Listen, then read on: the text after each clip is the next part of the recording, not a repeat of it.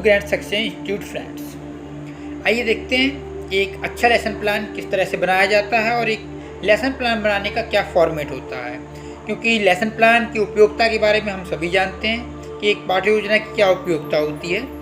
जो भी टीचिंग से रिलेटेड एग्जाम्स होते हैं उनमें, और जो भी प्रोजेक्ट्स या फाइल्स बनाई जाती हैं उनमें टीचिंग प्लान किस तरह से बनाया जाता है, और फाइनल टीचिंग में तो ये कंपलसरी होता है ये। तो उसके लिए हम एक अच्छे लेसन प्लान बनाने में देखते हैं किस तरह से उसका फॉर्मेट होता है। तो फ्रेंड्स, लेसन प्लान बनाते समय सबसे पहले लेफ्ट साइड में दिनांक एंड डेट लिखते हैं। इसके बाद फिर जो बीच वाला कॉलम होता है मिड में, वहाँ पर हम सब्जेक्ट, सब सब्जेक्ट एंड टॉपिक यानी विषय, उपविषय और प्रकार लिखते हैं। इसके बाद राइट साइड में कक्षा, कालांश और समयावधि लिखा जाता है।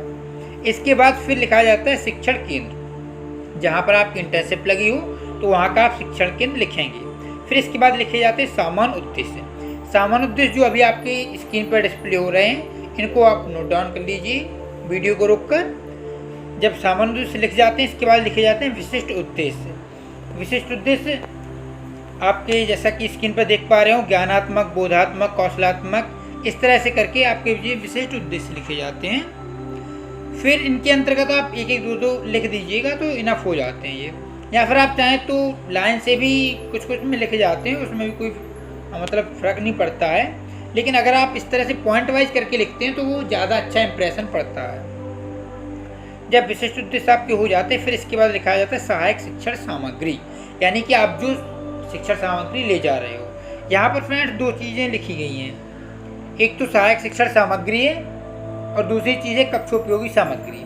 आप चाहें तो इसको ना लिखें कक्षोपयोगी सामग्री को, आप सीधा सहायक शिक्षण सामग्री लिखें। इसमें ही आप चार्ट, संकेतक, मॉडल जो भी आप साथ में लिखना चाहते हैं वो लिख दीजिए। और इसके बाद लिख लीजिए कि एवं अन्य कक्षोपयोगी सामग्री। इसमें होता ये है कि अन्य कक्षोपयोगी सामग्री में वो सभी सामग्री आ जाती हैं, जैसे कि आपका ब्लैक बोर्ड, वाइट बोर्ड या जो भी हो, ग्रीन बोर्ड, और उसके साथ ही आपकी चौक, डस्टर वगैरह, ये सारी चीज़ें अन्य कक्षोपयोग सामग्री में आ जाती हैं। फिर आता है पूर्व ज्ञान। तो हमें पूर्व ज्ञान लिखना बहुत ही ज़रूरी होता है कि बच्चे जो आप टॉपिक पढ़ाने जा रहे हो उससे पहले का जानते हैं या नहीं, क्योंकि जब वो बच्चे जानेंगे उससे पहले का तभी तो वो आगे जाके कॉरिलेट कर पाएंगे।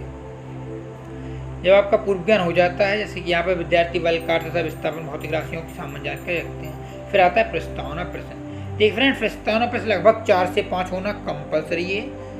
मिनिमम 4 होने चाहिए, मैक्सिमम 5 या 6 से ज़्यादा तो बिल्कुल भी नहीं होनी चाहिए। इतने में ही आपका उद्देश्य कथन निकल आना चाहिए।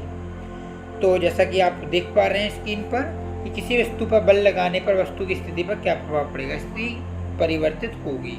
और फिर जब स्थिति पर और जो उत्तर निकलता है उससे हम अगला नया क्वेश्चन बनाते हैं, और इसी तरह से रिपीटिशन होता रहता है। फाइनली हम जो हमारा उद्देश्य कथन होता है वो निकल के आ जाता है कि विद्यार्थियों, आज हम कार के विभिन्न प्रकारों का अध्ययन करेंगे। तो फिर इसके बाद आता है प्रस्तुति कार्ड। उद्देश्य कथन की सीधा बात प्रस्तुति कार्ड, यानी हम पढ़ाना शुरू करते हैं तो बच्चों को बताते हैं फिर उसके बारे में, और जब हम बता देते हैं तो कथन हो जाता है। फिर उसके बाद हम उनसे क्वेश्चन पूछेंगे, ठीक है ना। तो ये आपने लिख लिया। फिर ये आगे विकास आता है, प्रश्नकार का व्यापक मान क्या होता है, इस तरीके से करके फिर ये इसी तरह से सिलसिला चलता रहता है। फिर जब वो बता देते हैं फिर अगेन हम उन्हें बताते हैं, यानी अगेन कथन होता है। और फिर जब वो कथन खत्म हो जाता है तो इसके बाद फिर से हम उनसे क्वेश्चन पूछते हैं। और यही जो प्रक्रम होता है ये चलता रहता है जब तक कि हमारा लेसन प्लान पूरी तरह से ख़त्म नहीं हो जाता है। जब हमारा प्रस्तुतिकरण ख़त्म हो जाता है तो फिर प्रस्तुतिकरण ख़त्म होने के बाद हम लिखते हैं श्यामपट्ट सारांश।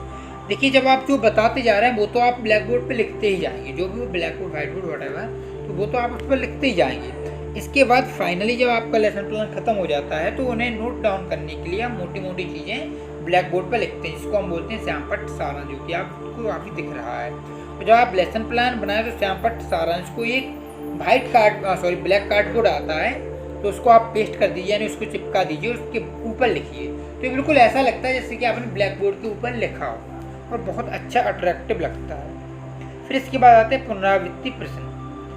पुनरावृत्ति प्रश्न लगभग 3 से 4 होने चाहिए, और इसी तरह से गृह कार्य भी लगभग 2 से 3 तो होने ही चाहिए मिनिमम। अगर 3 कर लेते हैं, 4 कर लेते हैं गृह कार्य तो और भी अच्छा होता है, लेकिन 3 से कम तो नहीं होना चाहिए। यहाँ पर हालांकि 2 है, पर आप कोशिश कीजिए कि कम से कम 3 हों ही क्वेश्चन इसमें। और इस तरह से आपका पूरा लेसन प्लान खत्म हो जाता है। आई होप आप लोगों ने इसको प्रॉपर तरीके से फॉलो किया होगा और अच्छे से लिखेंगे भी। और इसकी जो PDF फाइल है वो डिस्क्रिप्शन में दी गई है। और आपसे एक छोटी सी रिक्वेस्ट है कि इसको जितना हो सके अपने फ्रेंड सर्कल में शेयर जरूर कीजिए। Thank you.